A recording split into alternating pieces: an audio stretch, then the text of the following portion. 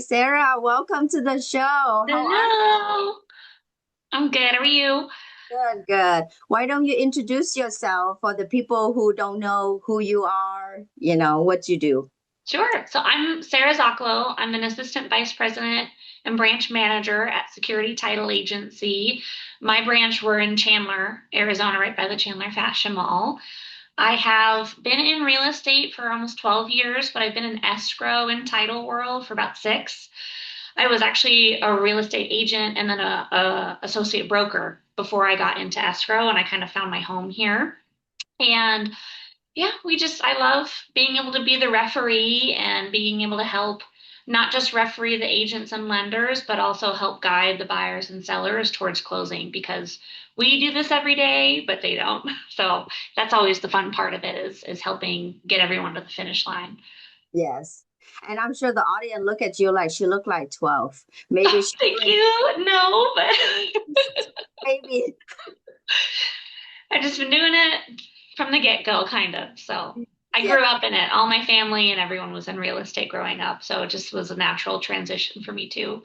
That's awesome. That's awesome. And I know we've been working together for many years. And when I first met you, I'm like, my Yeah. gosh, she's so young, but she's been in real estate for so long. Hey, we have been conquering the world for years together now. Yes, I love security title with all the stuff that you do for us with you always go above and beyond. So I really appreciate that. Of course, that's what we're here for. We're here to make you guys look good and make your buyers and sellers actually want to refer people back to you. So Yes, of that's how course. we help. And that's what this channel is about. We're here to support each other, right? Because I'm always the front end of the transactions. So you make Hmm. me look good, but nobody knows Yes, behind the scene. You we are a team. the scene, yeah. So today I want to focus on relocation because, Mhm. with Arizona growing, we see a lot of people moving from Midwest, California. Even we have a client from Oregon, Michigan. I mean, there's so many different places that come migrate into Arizona. So can you walk us through the process of title works, and is there anything that the people who relocating need to know? Yeah, so escrow is a little different in every state, but something that is particular is that we're not an attorney state. So when you have a lot of people, buyers or sellers that are from back east or the east side of the US, they're used to attorneys being involved. That's kind of our position. So we're not licensed in Arizona, but that is the role that we take on is the same as what attorneys do in other states. So it's all built into one as well. So we are title and escrow in Arizona. It's not separate companies or separate people that you have to talk to. That is one thing with myself that I'm a one contact person. I have a team behind me, but for me to best support my agents and be a part of your team is that just me. Call me. We walk everyone through everything. The title reports, they look a little bit different everywhere, but they're very similar. That's the checklist that we as the escrow company use to make sure that we can convey title clearly and correctly to the buyer. So we don't have any liens left over, judgments, payoffs from the sellers, all of their laundry list of things we pay and take care of at closing. And so that's where we jump in for the out of state people is we let them know usually within the first week of if there are any issues or if we're good to go or there's nothing that they need to worry on their end to get to us. We just keep working on the back end to take care of our things. The importance of that title search and that title report, because we don't just search the property address, we actually search the seller's names. So sometimes it'll come up that there is a few judgments that come up on title and the seller goes, that's not me. I don't want the buyers to think, I have child support liens or I have all these credit cards that I owe people that it feels embarrassing of maybe I don't have my life together and now everybody sees it. Sometimes it's an issue of if your name is John Smith, there's going to be another John Smith in our search of the entire county and state for judgments or liens or making sure that you don't know anybody. So sometimes we'll get some more follow-up information and then clear it for everybody. And if we can't clear it, then we pay it. And we take that off the seller's plate in the future, I guess. But that way we can keep everyone in communication of are there going to be any roadblocks? Mhm. Is the buyer going through a divorce, especially if they're going through a divorce out of state? That spouse is still required to sign documents in Arizona. Arizona, well, we are an escrow state. where we don't deal with attorneys, we're also what's called a community property state. So if you're married, it's 50-50. If you were married in South Africa, if you were married in London, if you're married in the US, if you have a legal spouse somewhere in the world, you have a legal spouse in Arizona. So even through a divorce process, we do deal with that sometimes where they say, oh, well, we're legally separated.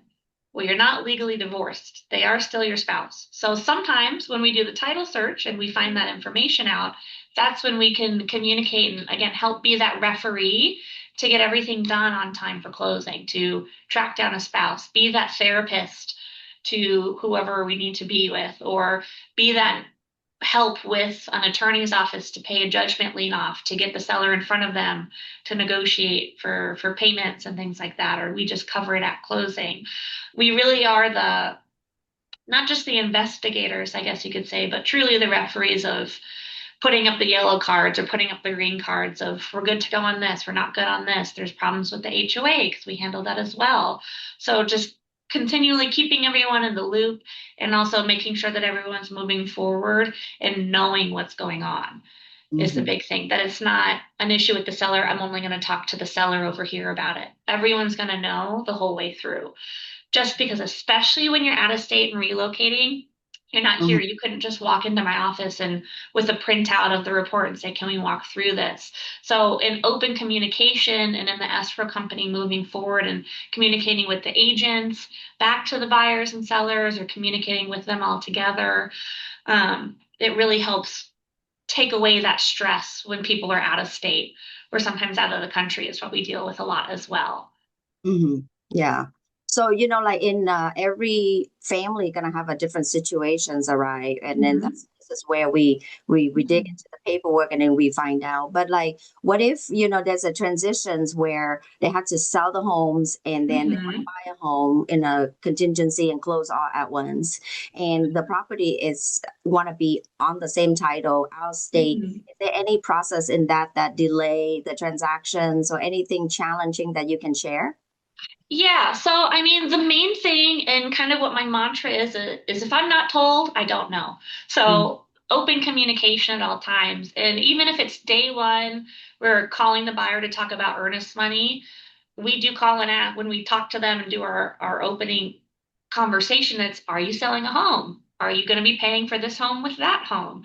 Because if we communicate at the beginning, then it's super smooth through the end. The worst thing in the world is we're at closing day and I'm Mhm. calling a seller to triple check their wire information. And then they say, yeah, I need you to send me the money today because then I have to resend it to this other title company today too. Well, that's just not how wires work. So I can usually get a wire at the same day, but if it's going to your mine of regular checking and savings accounts, Mhm. especially if it's for even more than $50,000, and we can be working from 50,000 up to hundreds of thousands of dollars that we're sending out at once, your bank's going to hang on to it. So if you think that you're going to be able to get the money over from me to you and you to them, it's never going to happen the same day. So that's why, and this happens all the time and we're used to it, but I just need to know who the other title company is because, again, we do this every day. So it's a quick phone call. We can communicate. We can give each other our account information, and we can actually take that entire thing off a seller or a buyer's plate and just handling it directly. We can have that other title company if they're selling a home in Ohio and we're closing in Arizona the same day. We are lucky that we're on the West Coast because banks go off of East Coast time. So we usually have more time if the money is coming from the East Coast back to us at the West Coast. They can close earlier in our time. They can get us Mhm. the funds and everything, and then we can keep moving on our end. It's earlier in the day when we have sellers who are moving back east, which that happens too with snowbirds, especially Mhm. this time of year is when they sell because they're all going back home for the summer because they don't want to be in our summer. When we send them the money and it's closing same day, it's super important that we know ahead of time because on the flip side, if I'm opening 2 or 3 hours later than what that title company is in New York, we've now lost all that time for me to be able to get the money out to them and then still record and transfer ownership on your new purchase. So that's why we always ask day one to try and avoid that stress. Because now, as a seller, your home in Arizona just sold, but I don't have a home now. I'm homeless for at least a day until the wire magically and the money magically appears on the East Coast the next day, and then they still have to do their process of transferring ownership. So we have had that happen sometimes where it's literally down to minutes and then calling our accounting department and saying, call the bank, push the wire to try and get keys. And the reality is sometimes we miss it. And that's just due to, again, if I'm not told, I don't know. And trying to be that point of contact and referee from day one helps make people feel comfortable. And then conversations on the phone, sometimes it just slips out of them. And I go, oh, I'm not giving you that money. I need to give somebody else that money. And getting that coordinated pretty quickly. So once we find out, as long as it's early enough in the day, we can always make something work. But it doesn't mean it's not going to be stress less. We've been through so many transactions, and sometimes like, but the closing Yeah. is beautiful, they're getting the key, they're smiling, but no Yeah.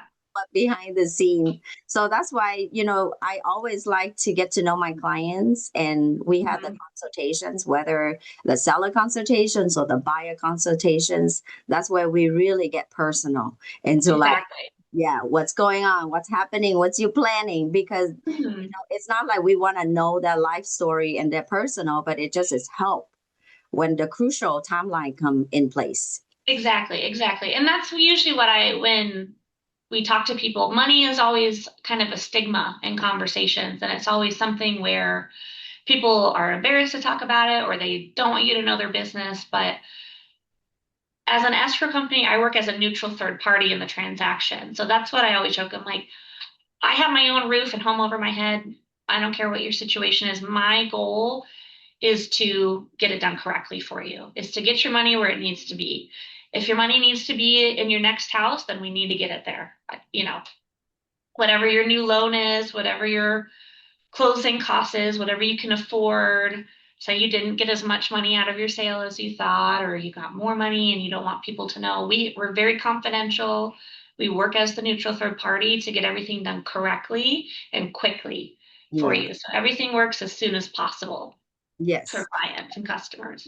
The timeline is very crucial because sometimes that might be on contract and the rate lock for that loan might be expired. Mhm. So it needs to be closed on that day. Yes. Sometimes we work like past the closing and all that stuff Hmm. Oh as well. yeah, we've had many buyers that show up from out of state with their entire moving truck in our parking lot, and they're like, "Okay, we're gonna sign." Yeah. And then something to point out as well, because it's a little different than back east with out of state buyers, is that in Arizona, signing doesn't mean keys. You have to sign first.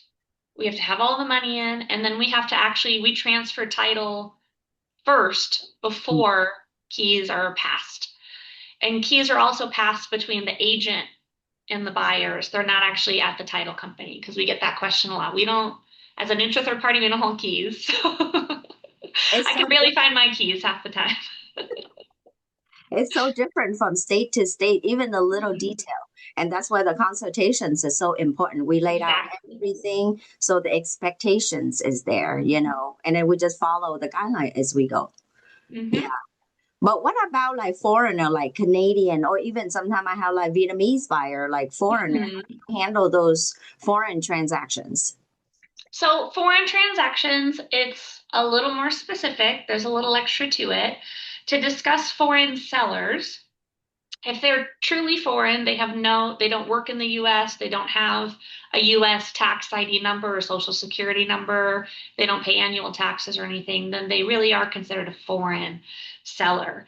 If they Mhm. have partial or some level of citizenship, but maybe they're not a full US citizen yet, they're Mhm. not we don't always view them as a foreign seller. It's really person to person. And again, Mm-hmm. that's where deeper conversations, more in-depth conversations, very personal conversations have to happen at that point. And the conversation always starts with, I'm not asking these to be rude. I'm asking these so we proceed correctly and again, the most efficient Mm-hmm. because we're dealing with different foreign investor tax laws at that point. CPAs get involved and we have a list of certified CPAs that we know can handle foreign sellers. They know the Mm-hmm. different tax laws, they know the different tax forms that are needed during and even post closing that we always like to add on to the team and work with. But again, it goes into open communication of if they're foreign, they don't have a US social security number of any kind, they're not considered US citizens, and they're overseas, then we Yeah. have to immediately start discussing embassies Mm-hmm. because final documents need to be notarized. And Mm-hmm. with the way of the world to do a remote online notary or a RON, RON, you have Mm-hmm. to have US citizenship 90% of the time. Mm-hmm. With almost all services that we use, you have to have some level of citizenship.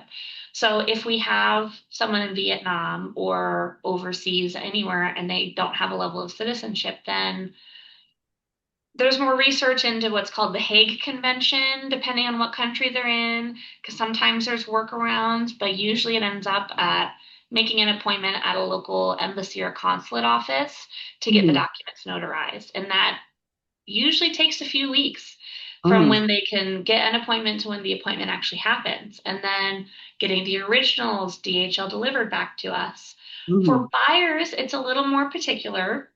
Usually, if a buyer is foreign, they're paying cash because it's pretty difficult to get a standard loan through a traditional lender without any level of US citizenship or even a tax ID number. So unless we're going through a hard money lender, which even in those cases, it's very rare, it's almost always cash with foreign buyers.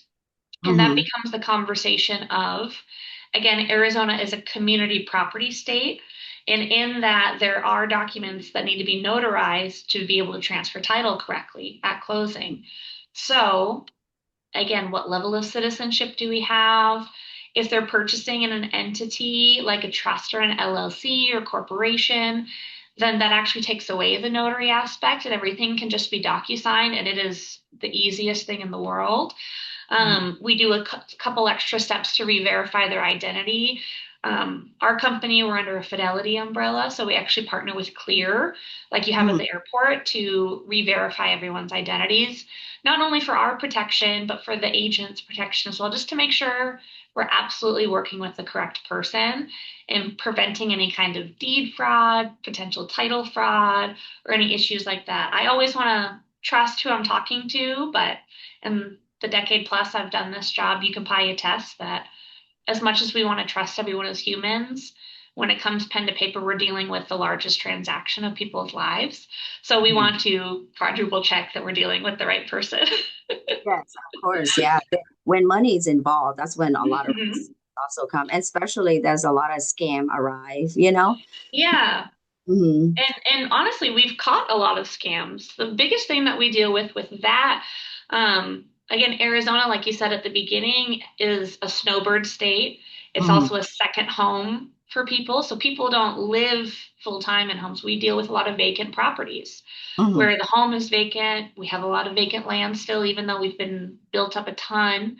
And even Mm-hmm. the last 5, 10 years, we still have a lot of vacant land. And that's where the deed fraud issues come in. So that's where we have to be extra careful. Okay, so the seller doesn't have a mortgage. They own the property, what we call free and clear. There's nobody we have to pay off. They get 100% of the proceeds after closing costs. Mm-hmm. That's a red flag. They live out of state. It's a second home. There's nobody living in the property. It's not like we have tenants or something that, we would not have to worry as much about the deed fraud, but there's a lot of extra steps that we go through on our end. Of course, like I said, the clear program that we do that makes them upload a picture and just like at the airport, do a quick picture of your face, of your ID and your face in real time. And we have a couple other ways where we still do a paper letter that we FedEx overnight to a fixed address that should be the seller's based off of records that we have on our back end.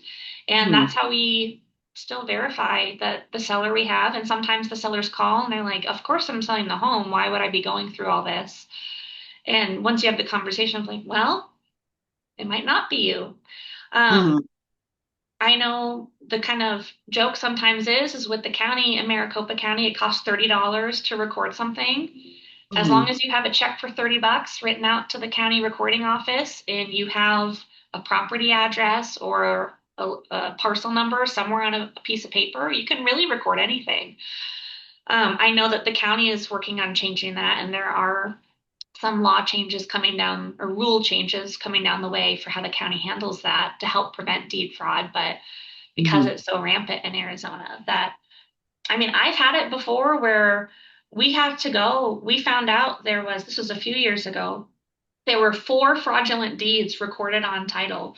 It was an Mhm. older couple that owned this vacant home. They were renting it on and off, but they didn't really do anything with the ownership of it. They just had family friends who would rent it from them or people from their church that they would loan it to. So Mhm. they were never really looking at their title on the daily. And they found out that um, somebody was trying to sell the home out from underneath them. And the reason that there were four different deeds recorded is because how far back, they're taking their chances that the escrow officer or the title company reviewing the history of deeds, because that's what we do, wasn't going to look that far. They would look a couple back, see it was good enough. It went between some companies, some LLCs that were valid LLCs, Mhm. um, but it would have been hard to track down who the signer of each entity was. Mhm. So, but we did, and we went back and back and back and back and back, and we ended up just going back to the last, like, who was the last husband and wife for the last human, not entity deed. And we did quite a bit of sleuthing on Facebook. Like, I was on Facebook trying to find relatives of these people and trying to find their address or a phone number, and people.com trying to find any kind of contact information. And I ended up finding a cousin who goes to the same church that when the grandparents are in town, sometimes they go to. It was a cousin of a tenant that was able to benefit off the charity of these people to stay in the home when that person was down, and got their phone number from that Wow. random person that goes to the same church as this couple to confirm that they were not selling the home. And it was devastating to the buyer because they were first time home buyers. It was going to be their first home. They were going to have their first baby in that home. It was in their price range because these scammers undervalue and underprice their listings to find a quick buyer to get in, get out, get money, and disappear. But they were grateful in the end that we did all that. And it was a few nights actually of sleuthing and deep diving. The Because money they went didn't through think, and because what everything. happens at that point? If the seller finds out and comes back, we can unwind the entire transaction. There's lawsuits at that point. There's potential of the buyer having to move again and get kicked out of the property as we unwind title and ownership back to the sellers. If they say, no, I'm not agreeing to sell it, there's a lot of legal issues that come from that. So that's why we do the legwork up front Mhm. so I can sleep at night and know that people aren't going to have their house ripped out from underneath them later down the Yes. road. And I don't know, it was quite insane. I'll never forget that transaction. I even know the street address and people's names and everything. So, You have some amazing story. I always love to hear from you because that's how I learn as well, you know. Like with my clients, every time we close the transactions, I always advise them, hey, go to Maricopa County, sign up for mhm, title alert. So at least if anybody doing anything under your name, you get notified right mhm, away. But that's just prevent if something happened. Like I wanted to know a little bit more on like how to prevent it before it's even happened. Because mhm, like in that situations, you know, if that buyer didn't know, she wired the money in and then now the money is gone. I'm sure there's mhm. investigations and things like that to bring the money back, but it Right. probably And sometimes. Exactly. So for post close, after closing, I know Maricopa County and Pinal County now does it. I think more counties in Arizona are starting to have that alert system where you can Mhm. type in your address, you can type in your first and last name, and if anything that matches that gets recorded at the county, like I said, somebody brings $30 in, records a random deed. I believe you get emailed Mhm. immediately a picture of it, and they'll also paper mail it to your mailing address that's with the county because it's very hard for scammers to change your Mhm. actual mailing address with the tax office. So that's, and then at that point, they have instructions and a number to call. They immediately unrecord it, they put an alert out, things like that. We've had people even call in years down the road where they weren't sure or they received a deed or something like that, they threw the alert and they called Mhm. us to say, what do we do? And we're like, well, the county's going to reverse it.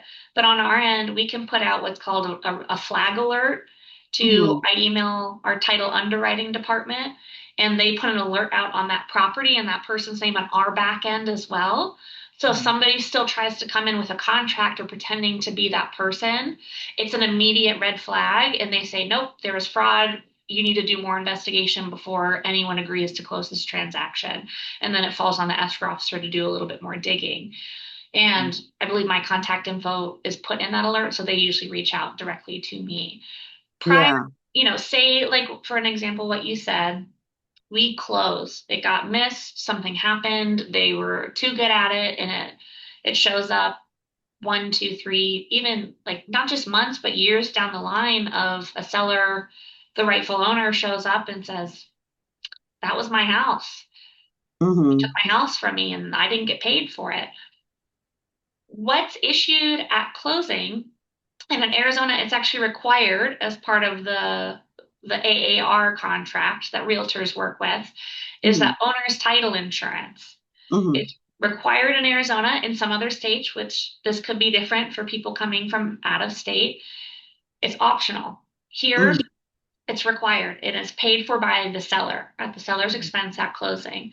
And it's valid through the life of ownership of the property for the buyers. It's issued in the buyer's name at closing.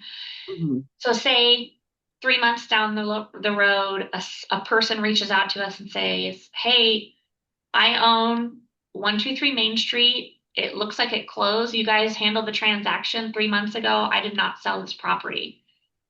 So that makes me want to cry, but I've luckily never had to deal with that yet, just thinking about it. But at that point, we reach out to our title department, we reach out to our administrative department, we reach out to the buyers to see if they've had any contact with this person. Because again, I want to believe everybody, but this person that called in might be fraudulent as well. Sometimes when we deal with estates or people that have passed, sometimes you have we received all the legitimate documents from courts or from a trust Mhm. stating who is to sell it, where is it to be paid, and it's all very clear and very verified. Sometimes you have family members that call and pretend Mhm. to be XYZ person, pretend to have a will. Yeah. Wills in Arizona have to go through probate. We don't address wills at all as part of title. We Mhm. don't even recognize them as ownership. In Arizona, it must go through probate at that point. Um, so we have to do our due diligence on RN1 to verify that it's truly an owner or a rightful owner that should have received proceeds. So let's say that it is. At that point is when that title insurance kicks in. We put a Mhm. claim in, and then there's an attorney team and a legal team through the title insurance that will do more investigations, more digging. If people need to be paid, we pay them out.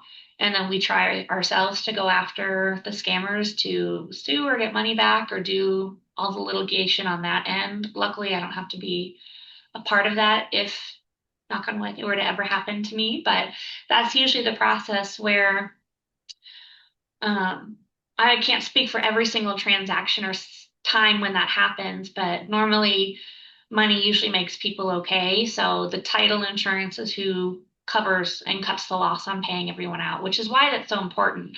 We do get that question a lot in signings, especially on the seller side, because it is required. Um, they're regulated rates based off of the purchase price. So it's not a rate that I choose of my liking of I feel like it's this amount. The cost of it is regulated based off of the sales price. Most title and escrow fees are regulated rates.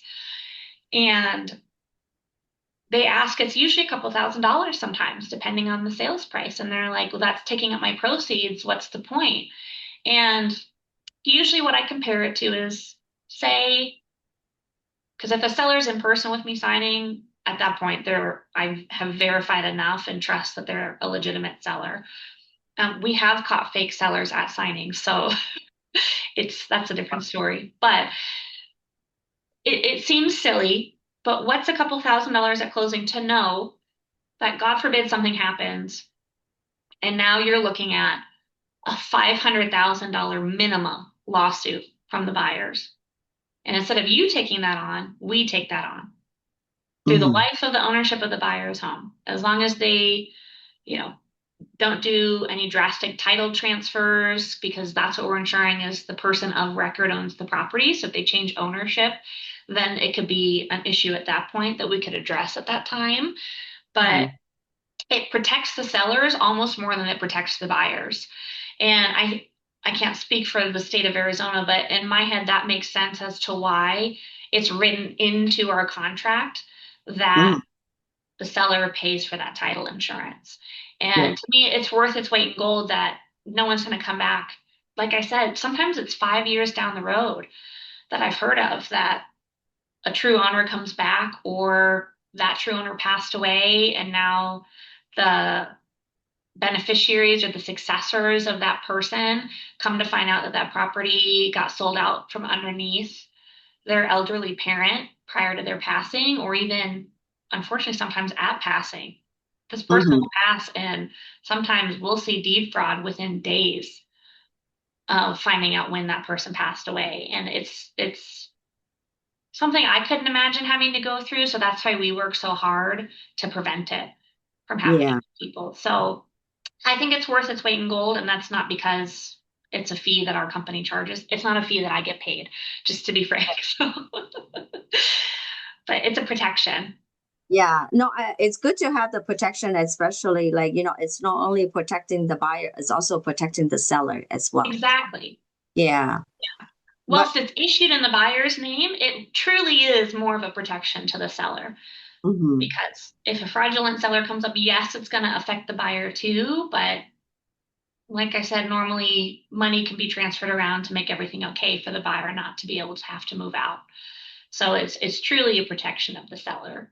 Yeah, I want to circle back a little bit when you mentioned that if that person transfer title or do some changes with the title, in many cases we have out state clients who Mhm. not out state but like foreign client like Canadian, they come here, purchase a home, and then they ended up renting it out like an investment property, and they move that title into like an LLC. So would that Mhm. affecting the title insurance as well? Can you clarify that a little bit more? Yeah, it would. It would. So, like I said, your title insurance is protecting, is insuring the owner of record at the time of our transfer. Mhm. So, let's say you have John and Jane Smith, husband and wife.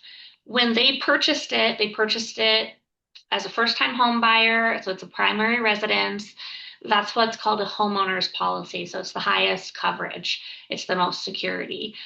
When 5 years down the road happen, the rates drop, they can refinance, they can make it a rental home and move on, take some equity out and move on to their next home. And they want to transfer the property into an LLC because that's usually, I'm not a tax professional, but that's usually what CPAs or tax people advise, just to keep your taxes clean for investment income. That would void your insurance policy because we insured it being your primary residence and your personal names. So when those kind of situations happen, it is up to the owner at that point, so the buyers in our case, when they switch it to an LLC, they could reach out to a title company. There are costs to it to get new title insurance. It's a very case by case basis with renewing title insurance or seeing if you need to pay for a brand new policy. Can we amend your current policy that we closed with? Can we re-endorse it is what it's Mhm. called. Sometimes when we have families where they are purchasing as their primary residence. It's their first major investment, and in closing, we find out that they're going to set up a trust later Hmm. on. In Arizona, like I said, with the wills not counting, trusts don't count either unless you transfer the ownership from the trust, from your personal names to the trust. So the thing to always remember, if it's not recorded, it doesn't count in Arizona.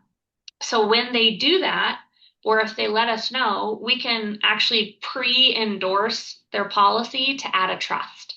LLCs are a little bit different because the idea is it's an investment property at that point. So if you're buying it as your investment property, we'll have that conversation just like we will if it's your primary into a trust of, are you going to move it into an LLC later? Are you going to move it into a trust later? Okay, let's give you the right policy now so that way it's an easy fix later.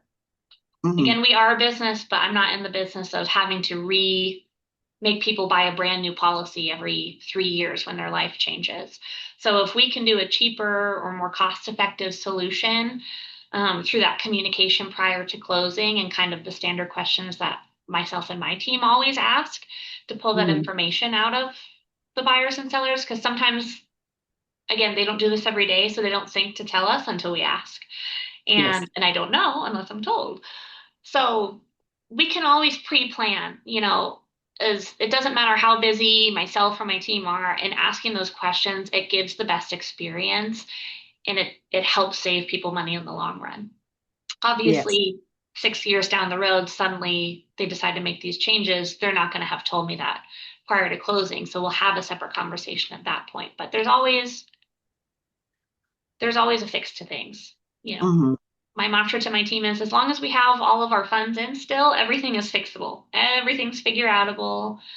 Everything, there's a lot of sources that we have with our company and with through Fidelity to get answers to those hard questions. I mean, you and I have dealt with some foreign situations sometimes with a foreign buyer or seller that takes a little extra work, but it's worth its weight in gold, and taking that time together and working as a team with your clients and customers to close correctly. So that way Hmm. it's not a stress. They call you or call me 3 years down the road and they're like, oh, well, this wasn't my intention at all with the home, or I was going to make it a rental, or it was supposed to be my primary. You Yeah. gave me investor type title insurance, but I needed the primary owner title insurance. There's a lot of differences in the coverages, which that's a little too in depth to get into in one call of those differences, but it's just always having the conversations and the importance of the agents having the knowledge to give me to ahead of time to do those Hmm. consultations and lay it all out on the table so that way we can give them the best experience, the best protections, and the best coverage. Because I tell every signing this, whether it's your first home or it's your 100th home, this is still a really big deal. It's still a Hmm. huge transaction, and it's still a huge accomplishment, whether you're buying or selling. And no matter the situation that you're selling or buying in, it's a huge accomplishment. So we take that extremely seriously, and we need to handle that Hmm. properly as well. Yeah, but that's why, having a backup, like a team to back you up, is very important. And then Mhm. people misleading real estate agents, just transactions. Technically, our relationships start when the transactions is closed, because that's Right. so much go beyond closing, and then we Mhm. always want to be the source of the source to bring the right solutions to our client's problem. So I always constantly follow up with our client to see if there's any changes. Are they moving on to the second home? Are they renting this out? How can you protect your money? Because building asset, it take a while, and ruining it's really fast. Yes. Yeah. Yes. Things are quick to disappear. As hard as they are to get it, things can disappear very quickly. Exactly. But I do want to circle back to the wire fraud, because I don't think we touched base on that. I know we touched base quite a bit on the title fraud, which that's a big Hmm. subject. But what about wire fraud? Like, what can Hmm. people prevent from wire fraud? Because normally I would tell my client, you will never get a wire instruction from me. And when you get something, you Right. the phone when you call. But with your experience, is any other tip beside that that they can prevent wire fraud? Well, so we do have options we do have people who are just terrified of it. They're too afraid, and I totally understand that. So Mm-hmm. sometimes we can accept a cashier's check.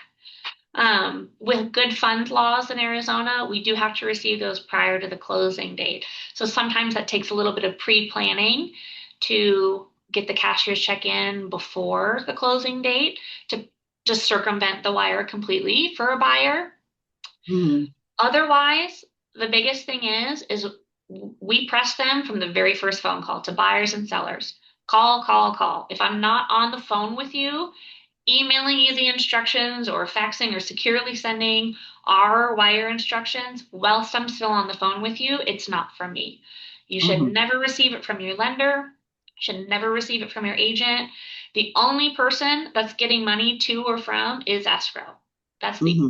only people that you should be providing instructions to if you're a seller for where proceeds go to. And that's the only person that you should be getting instructions to send money to. You don't send it to the lender, you don't send it to the agent, so you should not be getting instructions from them. And even if you have the instructions, you still need to call. You need to call and re-verify. We get it all the time where, especially with the earnest money, the very first deposit on day one of the contract, where a buyer will call back 5, 6, 7 times because they're setting their wire transfer up with their bank online. And we do recommend if you're having a hard time online, make the effort and just drive to a local branch and they'll help walk you through it of your bank. And your bank can walk you through it, or you can call your bank and do it. Put the liability back on your bank if you're nervous about it. But we have no problem. By the seventh call, they're like, it's me again. I'm so sorry. I'm so sorry. I'm so sorry. There's no apology needed. Again, we do this every day. I have sent hundreds of thousands of wires at this point in my career. I'm used to it, but I still triple check everything. My team, we all, there's levels of how we do our wires to send money out to people, but for a buyer to send money wire in, who wires on a daily basis? Do you know what I mean? There's hardly anybody that has done it before they get to Mm-hmm. this process and this transaction. So we are happy to walk them through it. Sometimes, we'll sit on the phone in silence as they're typing things in, and then I'm like, okay, read it back to me. Okay, I'm going to read you it on my end. Now you follow back with your finger, and I'm going to do the same. Like, I would rather do that 20 Mm-hmm. times back and forth with a buyer to know it's done right. Because Yeah. with wire transfers, once it's sent, it's gone. It is impossible pretty much to get money back. There's Yeah. some very, very, very few instances that we've been able to claw back some funds. And again, I'm very grateful that I've never had to actually have this happen to someone that I've worked with, but I've seen it happen and I've heard about things that have happened. And it's once it's sent, it's gone. It's a one-way street with Mm-hmm. wires. So it sounds silly, but just call us. That's why we call the very first day as an introduction. We tell them to save our phone number. This is the only office line that will call you about wire transfers. If anybody else calls you, you hang up and you call this number back. Save it as security title. You'll only need it for until we close. Maybe delete it a couple days after we close because the joke is if I do my job right, you'll never hear from me after I say congratulations, we're recorded. But that means that everything's been done correctly. So Yeah. it's a Exactly. short time to keep an extra contact in your phone, save it. Sometimes, as the agent, I know you are good about it of giving them my phone number ahead of time and saying, this is the only number. There will Mm-hmm. not be another phone number that calls you. There will not be another person that sends you these instructions. And Yes. like I said, we do it over the phone of, nope, just keep refreshing your Gmail until it comes in. Keep refreshing. And we send it through a secured portal. They have to Yes. make a login. It's attached to their email. It's attached to their phone number only. It's sometimes a bit of a pain buyers feel to be able to do all that, but it's all under the understanding of we're doing that to protect their money. Mm-hmm. And because I don't have an extra $300,000 to pay somebody back. So Are you sure? no, not quite. But, we do all these steps to make it secure. We want everyone, we're not doing it to inconvenience people. We're doing it to make sure that they know their money is secure with us, that they Mhm. can trust us, that we are taking all these extra steps. We're bugging them with phone calls at the beginning. We're making them create logins to a secured portal. We're doing all that with the intention of this is the biggest transaction of your life. Whether it's Yes. your first or your 100th home, this is Mhm. a huge amount of money and a huge transaction. And I have said that to people who are buying vacant land for, I think the smallest sales price I've done is like $1,500 Mhm. of the sales price. I'm like, this is still a huge amount of money to Yeah. someone. I take that very seriously from $15 million homes to $1,500 pieces of land Mhm. outside of Yuma. That's still important to me. Yeah. So I'm going to take that seriously. And sorry for the inconvenience sometimes of how secured we make it, how maybe hoops you have to go through to get the instructions. But that's because if you get a random email that looks like it's from me or you or their lender, that's just a quick email like, hey, really quick, our instructions change, we switch banks, here's the new info. It would never come through that way. We Mhm. forcibly make you jump through hoops so that way you know that this is the information. Yeah.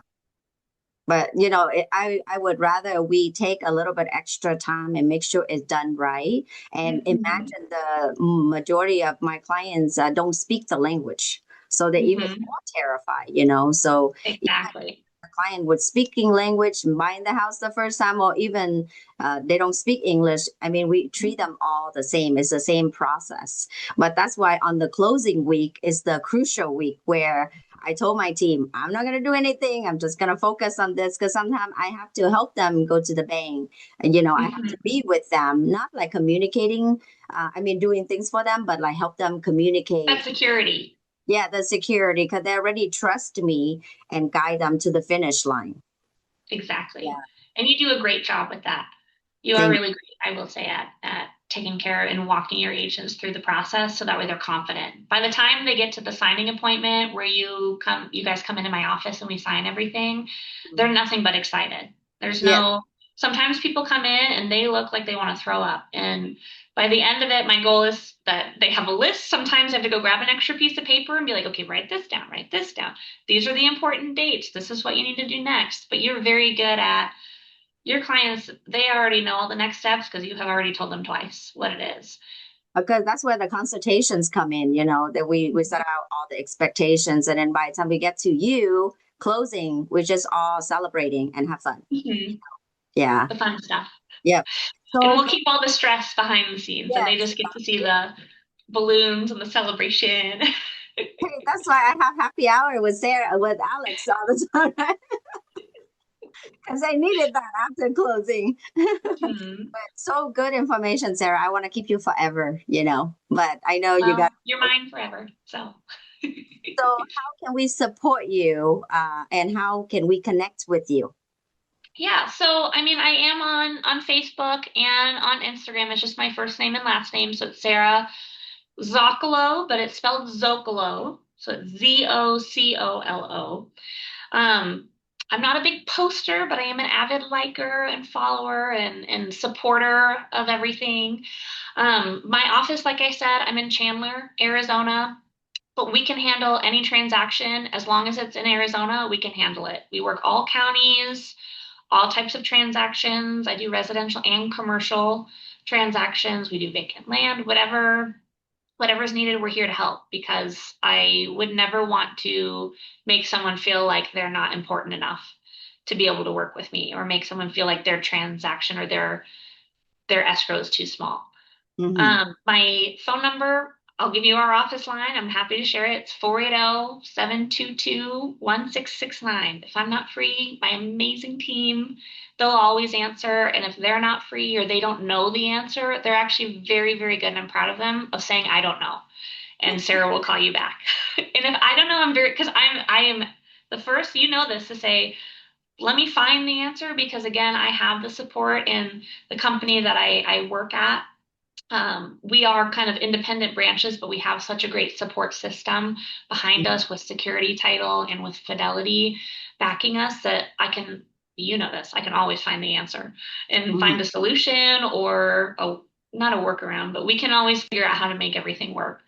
for everybody. So you can find me. That's awesome. So, and you forgot to mention how we can support you because with all the Oh, agents, send me your escrows. Any transactions, we can do yes, them. we I'm just always, here to support you, and I always know that with karma, things come back to me. So, yes, I just we, enjoy what I do. I enjoy helping getting people to that most exciting moment. And even though I don't do the keys, yeah, seeing them sign and seeing that relief and that next chapter closing and the new chapter opening and everything is just it fills my cup up that's daily. yeah. Yes, So but this yes, is the send me your contracts, send me your questions. easiest way for me to explain to my client why you're on my page 3 of the contract. Yes, because I make it smooth and I help support you so you can make it smooth for them Yes, thank you. and protect them. Yeah, thank you so much, and I can't wait to see you again. Yes, we'll have to get together soon. Yeah, we'll see you next time. Thank you.